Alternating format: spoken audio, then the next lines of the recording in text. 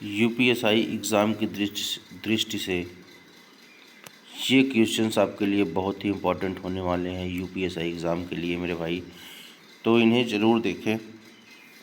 सटीक विश्लेषण के साथ आपको एक वीडियो में काफ़ी इंपॉर्टेंट क्वेश्चंस मिलेंगे। वीडियो पर जितने भी भाई बहन पहली बार आए हैं वो चैनल को जरूर सब्सक्राइब करें। तो चलिए आपको ले चलता हूँ समय ना खराब करते हुए सीधे सीधे क्वेश्चंस पे, जहाँ पे आपका आज का पहला क्वेश्चन होने वाला है भारतीय राज्य व्यवस्था से। भारतीय संविधान की मूल संरचना के सिद्धांत के संदर्भ में निम्नलिखित कथनों पर विचार कीजिए। ठीक है, ऐसे क्वेश्चंस आपके जो है वो एग्ज़ाम में आते हैं। इसका उल्लेख संविधान के अनुच्छेद 368 में स्पष्ट रूप से किया गया है, पहला जो ऑप्शन है। उसके बाद दूसरा है केशवानंद भारती केस 1973 में सुप्रीम कोर्ट ने इस सिद्धांत को प्रतिपादित किया था। तीसरा जो इसमें ऑप्शन है न्यायिक समीक्षा मूल संरचना का एक हिस्सा है। तो यहाँ पे देखिए 2 और 3 सही है, उत्तर जो है आपका वो 2 और 3 सही है। अनुच्छेद 368 में मूल संरचना शब्द का कोई उल्लेख नहीं किया गया है। तो यहाँ पे आप देख सकते हैं क्या पूछा था कि मूल संरचना के सिद्धांत के संदर्भ में कौन से कथन सही है। तो ऑप्शन 2 और ऑप्शन 3 यहाँ पे ये सही है। इसके बाद आगे बढ़े हम, तो यहाँ पे हम देखते हैं दूसरा क्वेश्चन जो हमारा है अर्थव्यवस्था से रिलेटेड। मुद्रास्फीति जनित मंदी की स्थिति में अर्थव्यवस्था को क्या देखा जाता है। ठीक है, अर्थव्यवस्था में क्या देखा जाता है। मुद्रास्फीति जनित मंदी बहुत ही इम्पोर्टेंट क्वेश्चन है मेरे भाई। तो यहाँ पे आप देखिए ऑप्शन जो हमारा उच्च मुद्रास्फीति और कम बेरोजगारी, कम मुद्रास्फीति और उच्च बेरोजगारी। ऑप्शन सी है उच्च मुद्रास्फीति और उच्च बेरोजगारी, और यहाँ निम्न मांग और निम्न मूल्य स्तर। तो इन चारों ऑप्शनों में आपको कौन सा ऑप्शन सही है। तो ऑप्शन सी, जब विकास दर रुक जाए और महंगाई बढ़ती रहे। ठीक है, तो यहाँ पे यही है, जब विकास दर रुक जाए और महंगाई बढ़ती रहे। तो इस तरीके से आपका ऑप्शन सी सही है। आगे के क्वेश्चन पे बात करें हम, तो यहाँ पे देखिए पर्यावरण और पारिस्थितिकी, ब्लू कार्बन से क्या तात्पर्य है। बहुत ही अच्छा क्वेश्चन यहाँ पे आया है, ब्लू कार्बन से क्या तात्पर्य है। तो बताइएगा, गहरे समुद्र के तल में जमा कार्बन, तटीय मैंग्रोव और समुद्री परिस्थिति तंत्र द्वारा अवशोषित कार्बन। तीसरा पेट्रोलियम उत्पादों में मौजूद कार्बन और वायुमंडल में मौजूद ग्रीन हाउस। आप कमेंट करते रहिए, जिसको पता है वो कमेंट करता रहे मेरे भाई। तो यहाँ पे जो इसका सही ऑप्शन होगा वो बी होगा, जो है मैंग्रोव और समुद्री घास बहुत अधिक कार्बन सोखता है, जिसे ब्लू कार्बन कहा जाता है। तो देख सकते हैं यहाँ पे ऑप्शन बी आपका जो है वो सही है। ठीक है, ऑप्शन बी आपका सही है। तो आगे अगर हम बात करें अगले क्वेश्चन पे जो भूगोल से रिलेटेड है। ठीक है, तो भूगोल से रिलेटेड क्वेश्चन है वायुमंडल की परतों के संदर्भ में कौन सा कथन सही है। आपको बताना है कि वायुमंडल की परत के संदर्भ में कौन सा कथन सही। सभी मौसम घटनाएं क्षोभ मंडल में होती हैं, ये आपका पहला ऑप्शन है। दूसरा है समताप मंडल जेट विमान की उड़ान के लिए आदर्श है, क्योंकि यह बादल नहीं होते, यहाँ बादल नहीं होते। ठीक है, तो यहाँ पे देख सकते हैं समताप मंडल में जो है वो जेट विमान उड़ाए जाते हैं। उत्तर 1 और 2 दोनों सही है। ऐसे ऑप्शन आते हैं आपके पास, तो ये दोनों चीज़ें याद कर लीजिए कि सभी जो मौसमी घटनाएं हैं वो आपके क्षोभ मंडल में होती हैं, और जो जेट विमान उड़ाए जाते हैं वो आपका समताप मंडल में होता है, क्योंकि यहाँ पे जो है बादल नहीं होते हैं। ठीक है, तो ये 2 चीज़ें आप नोट कर लीजिए।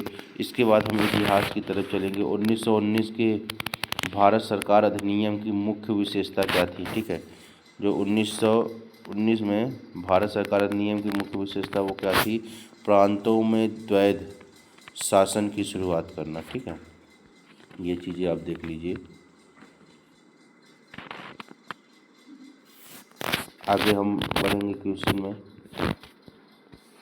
भारतीय राज्य व्यवस्था से क्वेश्चन आ गया हमारे पास फिर। संवैधानिक सरकार का वास्तविक अर्थ क्या है।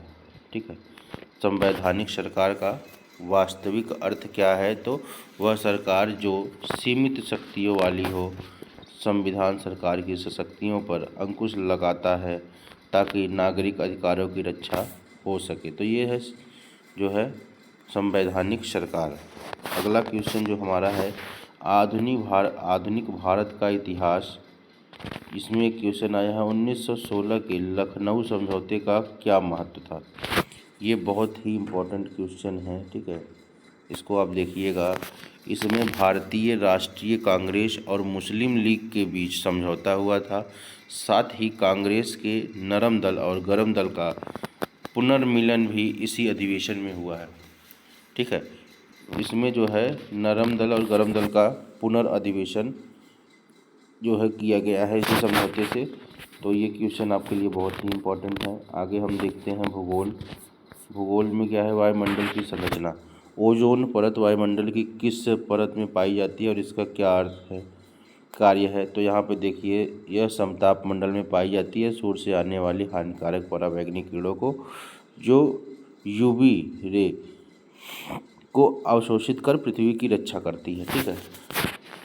समताप मंडल में आपको क्या पाया जाता है, ओजोन लेयर ये समताप मंडल में पाया जाता है जो सूर्य से आने वाली पराबैंगनी किरणों को पृथ्वी पर आने के लिए रोकती है। अगला हम बात करें भारतीय अर्थव्यवस्था की, तो राजकोषीय घाटा, ठीक है। राजकोषीय घाटा क्या दर्शाता है, उत्तर है कि सरकार के कुल खर्च और कुल प्राप्तियों उधार को छोड़कर, ये भी देख लीजिए इसमें लिखा हुआ है, के बीच का अंतर। सरल शब्दों में यह बताता है कि सरकार को अपना खर्च चलाने के लिए कितना उधार लेना पड़ेगा, ठीक है। ये क्या है, राजकोषीय घाटा है जो आपको बताता है कि सरकार को अपना खर्च चलाने के लिए कितना उधार लेना पड़ेगा। आगे हम बात करें विज्ञान एवं प्रौद्योगिकी की, तो अगर हम विज्ञान और प्रौद्योगिकी की बात करते हैं तो क्रिस्पर केस 9 तकनीकी क्या है। क्रिस्पर केस तकनीकी क्या है, यह एक जीन एडिटिंग तकनीकी है जो वैज्ञानिक को डीएनए के विशिष्ट हिस्सों को बदलने, हटाने या जोड़ने की अनुमति देती है। इसे आणविक कैंची भी कहा जाता है। ये आ सकता है इस तरीके से, ठीक है।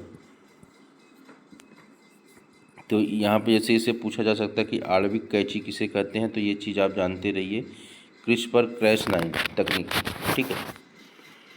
आगे हम बात करें पर्यावरण से, क्योटो प्रोटोकॉल और पेरिस समझौता का मुख्य उद्देश्य क्या था। तो इनका उद्देश्य जो है ग्रीन हाउस गैसों को उत्सर्जन को कम करना और वैश्विक तापमान में 2 अंश सेंटीग्रेड से कम रखना है, ठीक है, क्योटो प्रोटोकॉल। आगे हम बात करते हैं प्राचीन इतिहास का क्वेश्चन है, सम्राट अशोक के धम्म का मुख्य उद्देश्य क्या था। तो यहाँ पे जो इनका मुख्य उद्देश्य था, सहिष्णुता को, बड़ों का सम्मान, अहिंसा और समाज के शांतिपूर्ण सह अस्तित्व। यह कोई धर्म नहीं बल्कि एक नैतिक आचार संहिता थी, ठीक है। आगे भूगोल की अगर हम बात करें, जलमंडल, महासागरीय धाराओं को प्रभावित करने वाले मुख्य कारक क्या है। पृथ्वी का घूर्णन, हवा, पानी और तापमान और लवणता में अंतर, ठीक है। ये चीज़ें आप याद करेंगे। आगे हम अगर क्वेश्चन में देखें तो क्या है, भारतीय कला एवं संस्कृति, गंधार कला शैली बहुत बार पूछा गया प्रश्न है मेरे भाई। गंधार कला शैली किन 2 संस्कृतियों का मिश्रण है, तो यह भारतीय और यूनानी कला का मिश्रण है। इसमें भगवान बुद्ध की मूर्तियाँ ग्रीक देवताओं जैसी दिखाई देती हैं, ठीक है, जैसे अपोलो। तो यहाँ पे ये क्वेश्चन बहुत इंपॉर्टेंट आपके लिए हो जाता है। राज्य व्यवस्था संसद में अब हम बात करें तो धन विधेयक के संबंध में राज्यसभा में क्या शक्तियाँ हैं। राज्यसभा धन विधेयक को न तो अस्वीकार कर सकती है और न ही संशोधित कर सकती है, वह इसे अधिकतम 14 दिन तक बस क्या कर सकती है, रोक सकती है, ठीक है। ये धन विधेयक जो है राज्यसभा की शक्तियों के संबंध में ये क्वेश्चन है कि राज्यसभा धन विधेयक को न तो अस्वीकार करेगी और न ही इसे संशोधित कर सकेगी, बस इसको ये 14 दिनों तक क्या कर सकती है, रोक सकती है। तो वीडियो को शेयर करें, पसंद आए लाइक, चैनल को सब्सक्राइब करें। धन्यवाद।